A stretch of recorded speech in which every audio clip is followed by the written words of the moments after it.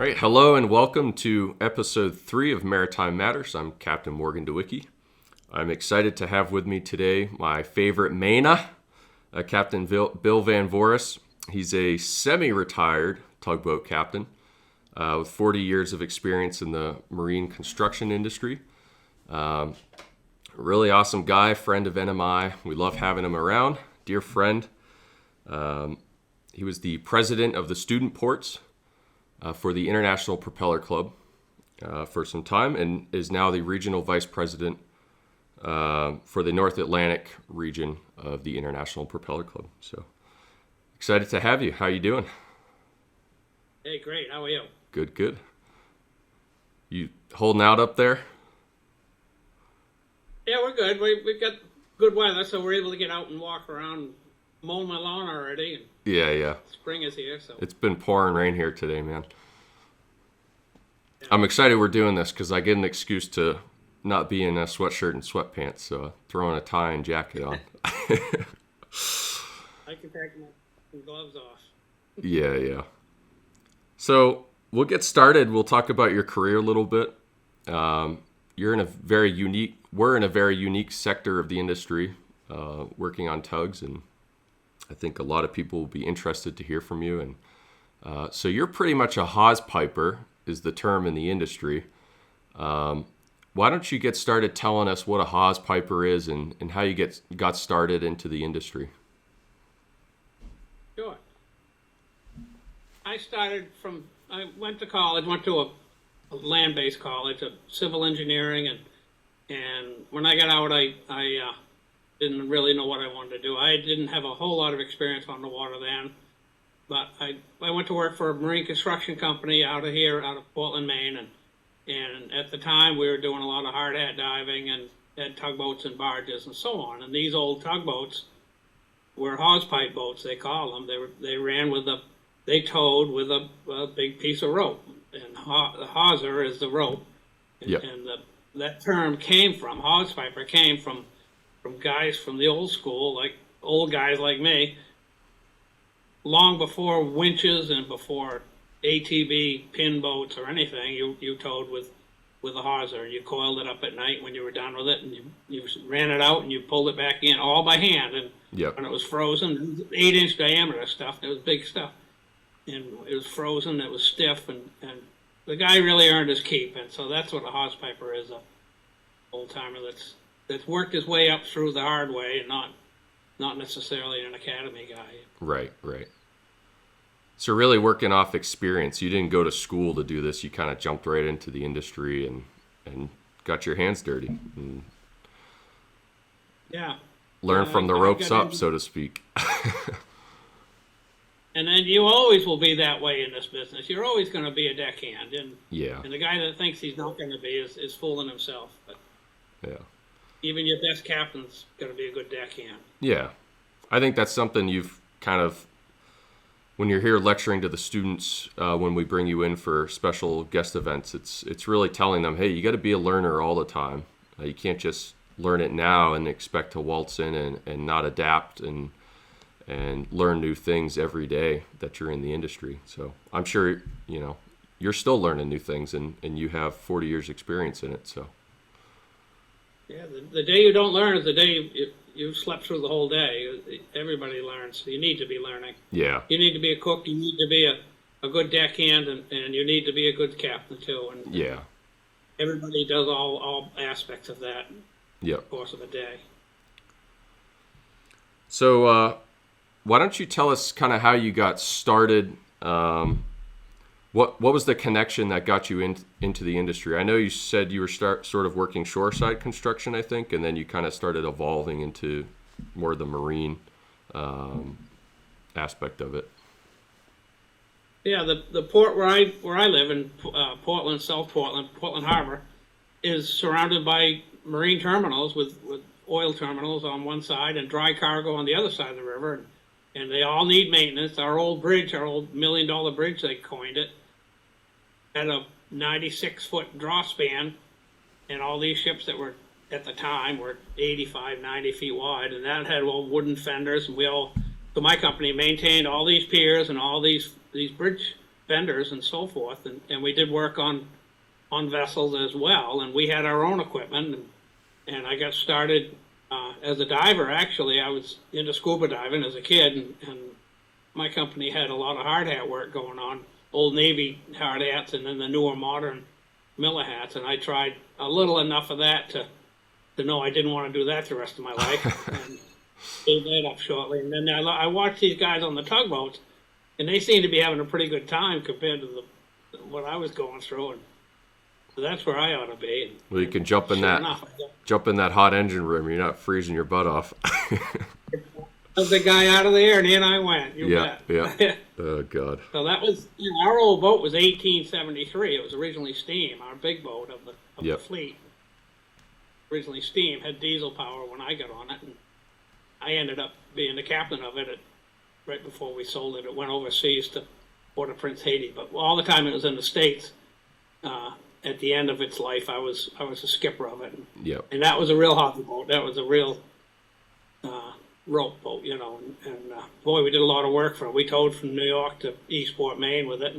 And all these boats, especially Maine, the weather's, your winters are 7 months long, and it's pretty tough going sometimes. And you either learn how to do things right or you get in trouble. And there's been a lot of them get in trouble and get in a lot of trouble. But so I got out of the diving, got onto the boats and on the barges. You had to be good handling cranes and moving around equipment and knowing where you needed to be, where you didn't want to be, and watching the weather and predicting weather for the guys. The guys on the barges were pretty much straight ahead doing the work. They didn't think ahead of the weather and things, and so the guys on the boats were the watchful eye for them, and got involved with that. And so on. Now, go ahead. Why don't you tell us kind of about your favorite project that you worked on? You had mentioned working on an outfall pipe project, and perhaps you could tell us what an outfall pipe is and kind of how cool and interesting the project was. So, March of 1978, I married the most wonderful lady in the whole world. We're still together. We've been 42 years. And immediately after the wedding, our talk had been, do you travel much? And at the time, the most traveling I did was to Bath Iron Works in Bath, Maine, about 30 miles from my home. Yep. I said, no, we don't travel at all. Well, about a week later, the company picked up this outfall project in Brant Rock, Massachusetts, which is between Scituate and Plymouth. And an outfall pipe is the very end of a treatment plant. The treatment plant picks up all the stuff in town, and it goes in, it gets treated, and then this gray water goes out to the end of this pipe, and all your outfall pipes are installed in the ocean, in the guts of the ocean, and this one was 3,000 feet long. It was concrete, heavy pipe. It had to, or it wouldn't stay on the bottom. And so we had all our fleet,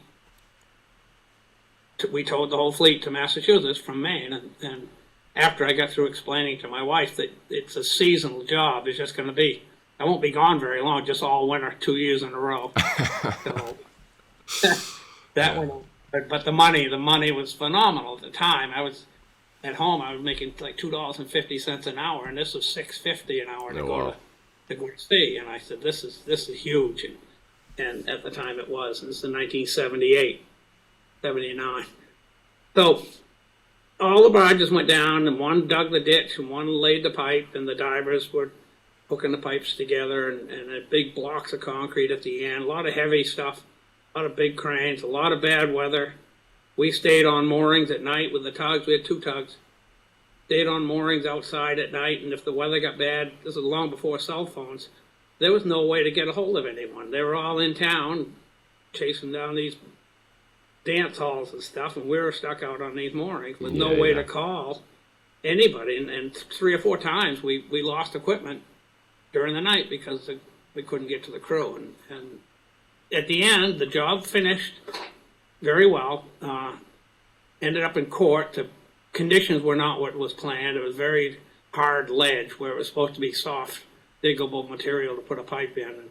And they went to court, and they won in court and paid the bills. But I got an experience there on how to run barges up and down the coast. And and how not to do it and get in trouble, you know. And Yeah. our only way in at night, if we did get a chance to go in, if we had to go in for weather, we could go into Situate. It was 8 miles one way. Plymouth was 8 miles the other way. We were right in between them. Yep. With a port big enough to tow everything in, and so that's how we did. We lost a crane twice, got it back twice, and put it back to work immediately. And the good thing is no one got hurt. Successful job that way, and that's the most important thing, you know. Yep. So we got through that, and then I picked up a bunch of other small jobs in Wells, Maine, and Cape Elizabeth, Maine. Same idea, outfall pipes. They were a tough job. Nobody really wanted to bid them because they were so tough, and the risk was huge. Yep. But they were a huge money job for the company. And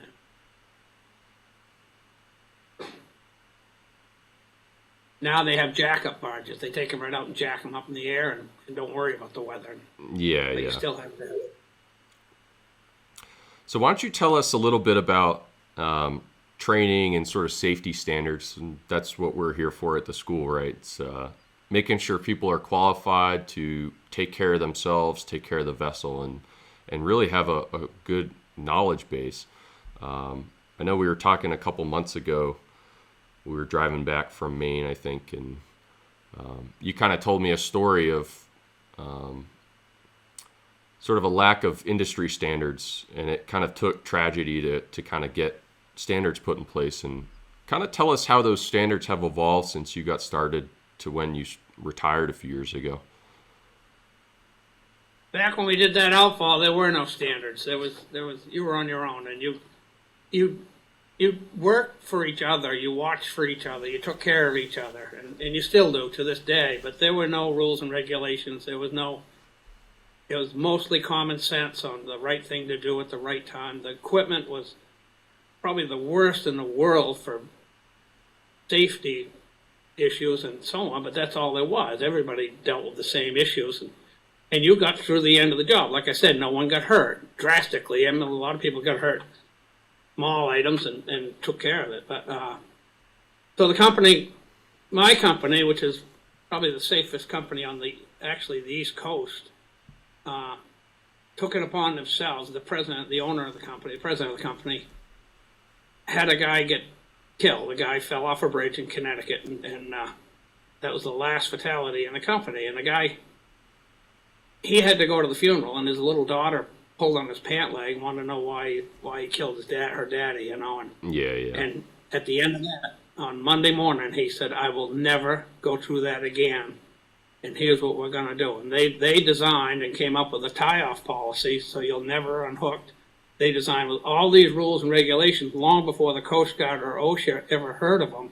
Yep. And this company was a huge success in keeping people safe. They are to this day. Yep. And now they're 4,000 people strong, and they're in 40 states, and they were a little Maine company. So this guy was a forward thinker, a proactive guy, and he really took care of us all. Yeah. No. So I watched out for myself too, and you had to do that. You had to say no when it was time not to go on a tow. If you had a barge, you had to go. You had to say no. Yep. And a lot of people didn't like to do that. They were worried about their jobs and so on. I said, well, you're not going to have a job if you go and you get in a mess. Yeah. And you lose it all. Yep. Smart. So, yeah. And safety-wise, I ended up being in the training program for the company for a lot of years at the end of it, for about 10 years. And I did a whole marine safety training bulletin. I wrote about 60 pages for the company, and every area, we had offices in Baltimore and out in the Gulf and everywhere, and every office took this on as gospel, and they still use it today. And that was a very, very smart thing to do at the time, because they could save a lot of people's lives and from getting hurt, you know.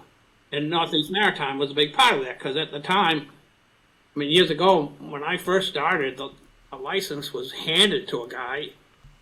For instance, if my two captains that I worked for fished on the Grand Banks in dories at a young age, and they handed them licenses, I think mainly because they were stupid enough to do it, but they got unlimited any oceans licenses just for fishing the Grand Banks. Yeah, Not yeah. just for fishing. Probably the hardest thing anybody's ever even thought of doing. Right.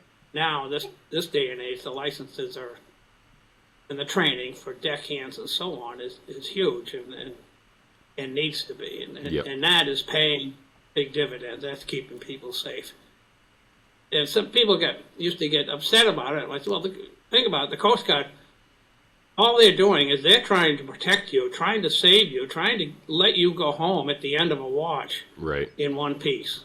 Right. This is what my goal as a safety officer in the company was to allow people the option to go home safely and in one piece. And after a little bit of arguing, most people enjoy that. They like going home not hurt.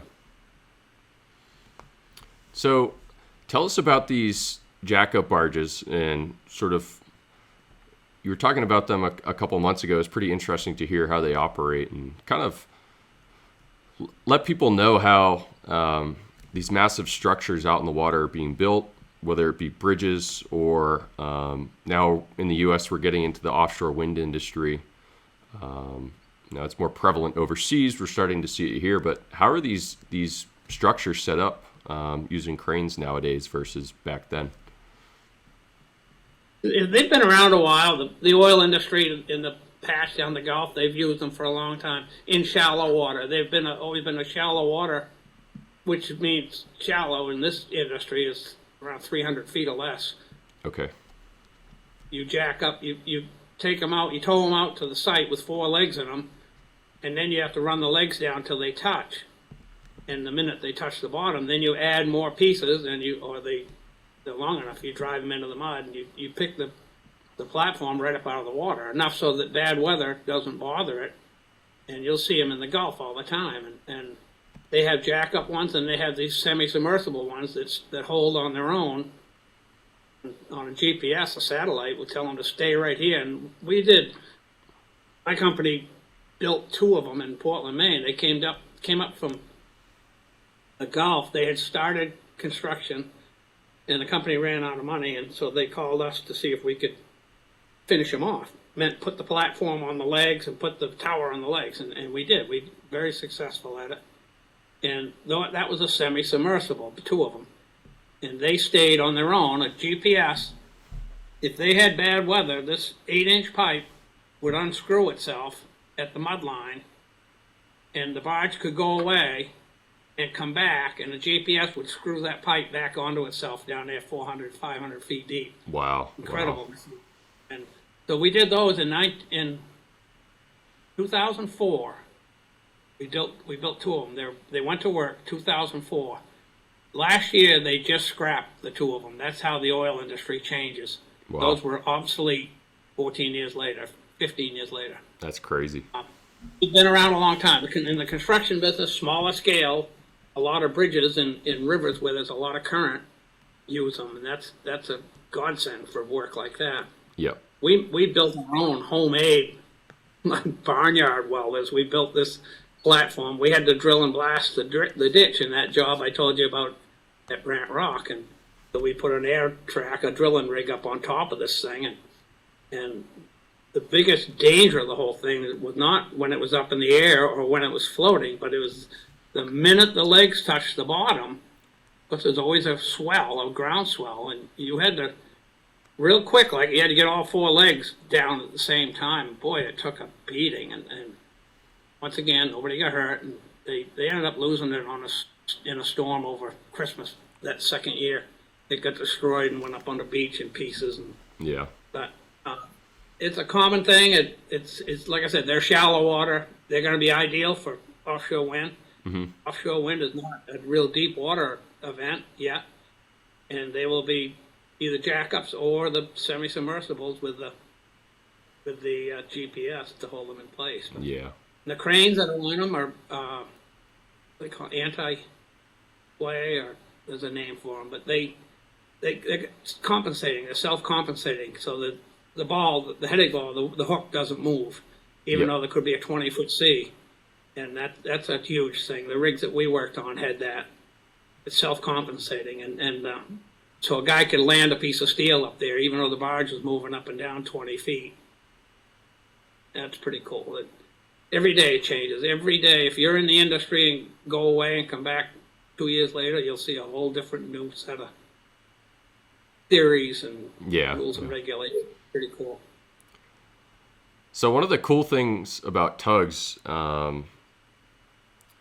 is the Zdrive, the azimuth drive, and perhaps you can tell us about sort of when that started coming around and what its advantages are, and because I know you definitely came up on twin screws and so forth. So maybe you can explain the difference. I think it'd be really cool for people to hear how these tugs propel themselves. They've been around a while. The French came up with the first one. The Voice Schneider was the first designer, and actually they're giant egg beaters is what they are, or outboard motors that turn all the way around. If you look at it that way, there's two in the stern and most of the boats, and they turn all the way around, or you can turn one and keep the other one straight or whatever. They're very handy for ship docking, more so than they are for towing offshore. Yep. The big Alaskan water tows are done with conventional twin screw boats, but when they get near shore, they are picked up by these tractor tugs, that they call them. And then the Voice Schneider is one single drive or it can be twin, but they're different. They have the vanes that turn like in a hydro project, like in a dam. Yep. And as they adjust, that's your thrust, whether you're going straight forward or back or to the right or whatever. And some of those boats, they go faster sideways than a conventional boat will go straight ahead. Wow. Incredible the power they have. They're building them now, 5,000, 6,000 horsepower. And almost all your ports have at least one to dock ships. And the owners of the ship companies are mandating, I want tractor tugs to handle my equipment. So most tugs are twin screw, meaning they have two engines, two propellers. And basically these azimuth drive tugs, this propulsion system allows these tugs to basically spin on a dime 360 degrees. So the maneuverability is incredible. So that's what you're saying is basically, when you're trying to dock a larger ship in port, being able to maneuver this tug 360 degrees, you could literally shoot it sideways if you want. It's a big advantage to docking ships. It is, yeah. They have and they have a Zdrive class, and Zdrives will take azimuthing boat will take a ship through narrow waters through like Chelsea Creek and places in Boston and narrow areas where it's tough maneuvering for the ship itself, and so they'll hook onto the bow of one and tow it through.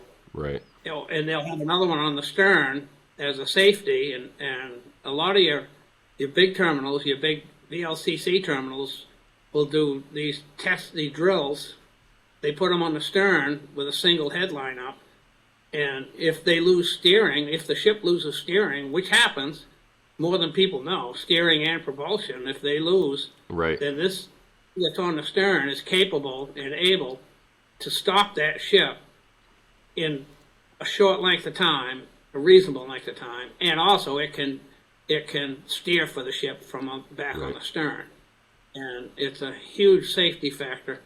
They do annual testing on it. They do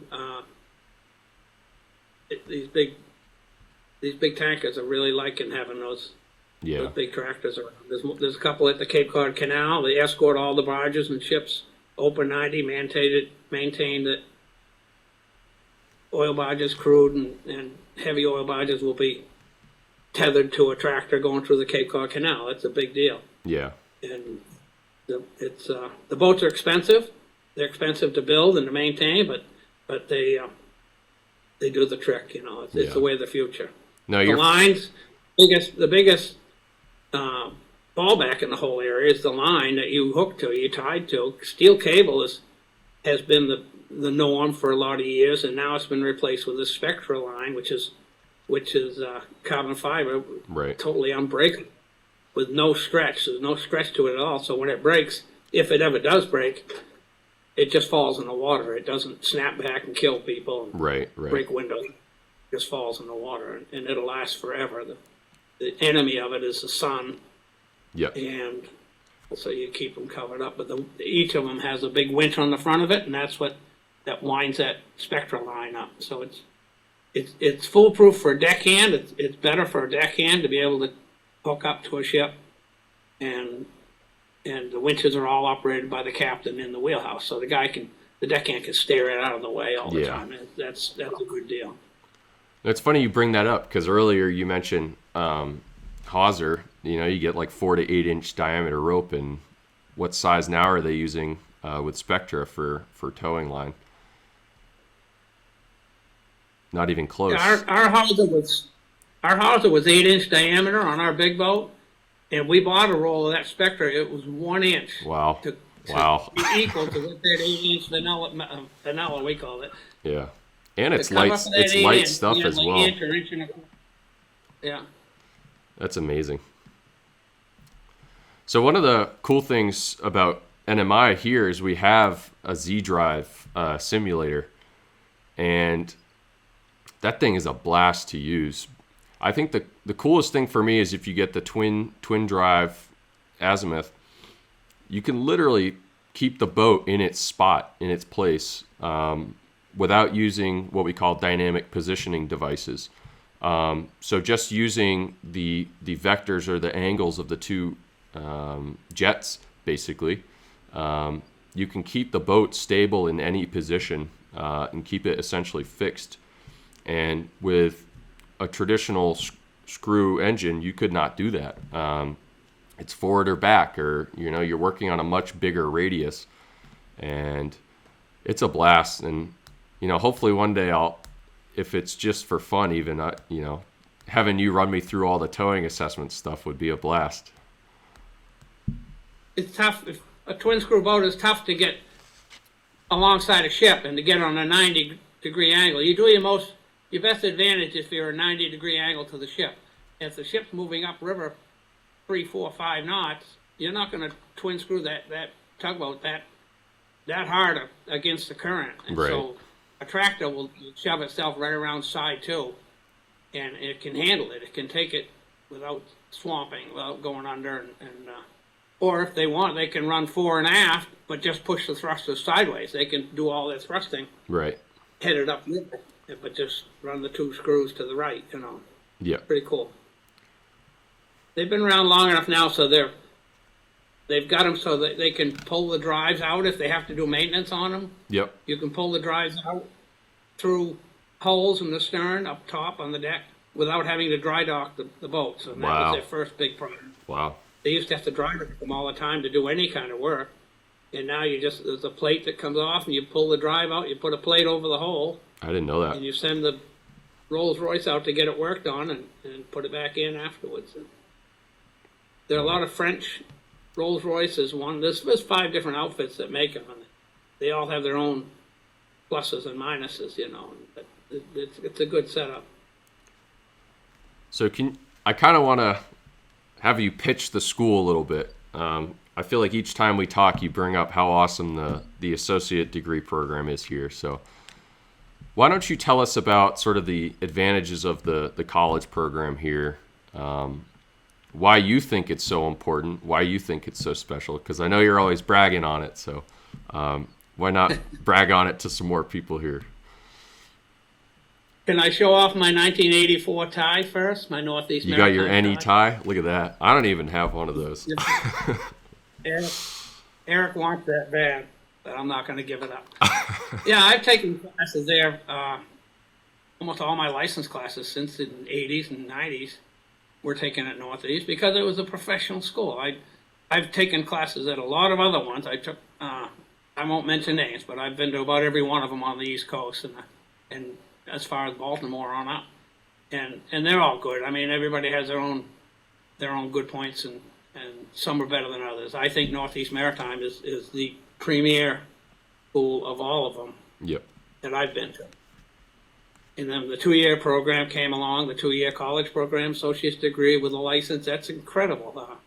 One of the academies, maybe more of the academies, has the same idea, but it's more regimental. It's more with the mandatory sports and this and that and so on. And this class at Northeast Maritime is, if I'd had it, if it was around in my younger day, before you were born, Yeah. I would have taken it in a heartbeat. And actually, my son has the same license I have. He ships out of Norfolk, Virginia on a tugboat. He's a captain, and he's taken all his classes at Northeast. And he's a very accomplished mariner, and I'm proud of him. He's got a lot under his belt for a young guy. He's 30, 32.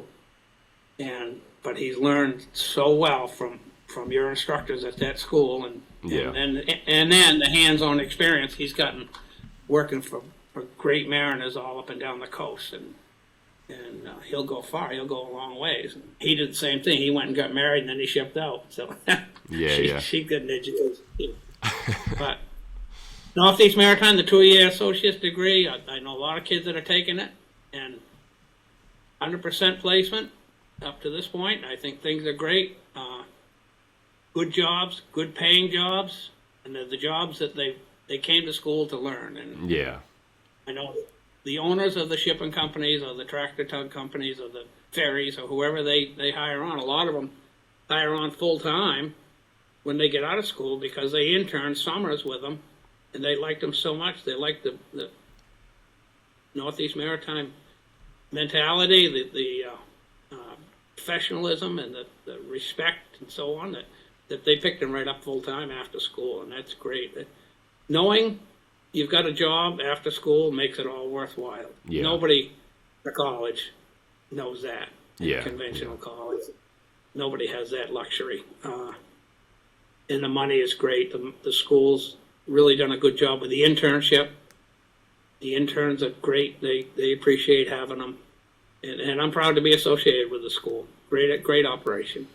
We love having you, and I got to be honest, I'm jealous of all the college program kids because they've got people like you as mentors while they're in school, kicking them in the butt a little bit, teaching them right from wrong, giving them advice. So thank you for doing that because I know they all appreciate it, and they're having a blast, and it's really good for them to have that experience and people who really care, not just from the Institute, but people associated with the Institute come back and really invest in them. So I know they appreciate it and we appreciate it. So. Well, they've got a lot of work ahead of them. When they get out, it isn't all over when the day they hit the streets. It's just beginning for every one of them. And they really have to go to work and show that they are interested, show that they respect their elders and respect the company owners and the vessels, the condition of the vessels, keep them up good. And everything I hear so far is these students are into that.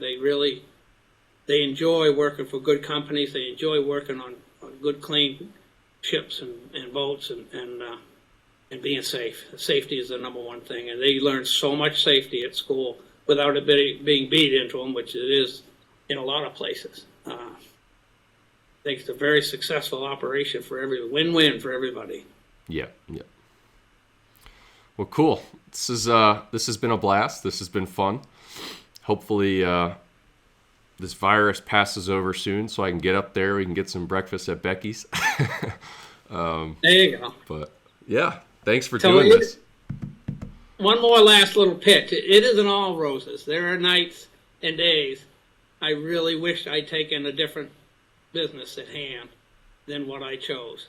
But they were very few compared to the good days. And now I'm at the age now where I really am glad I did what I did. I mean, I've run boats from Maine to Galveston and Texas, and I'd do it again in a heartbeat, especially if I could take the 2-year class, Keep them safe, man. Keep them safe. Yep. All right. Well, be well. We'll talk soon. Appreciate it. Sounds good. Thank you. All right.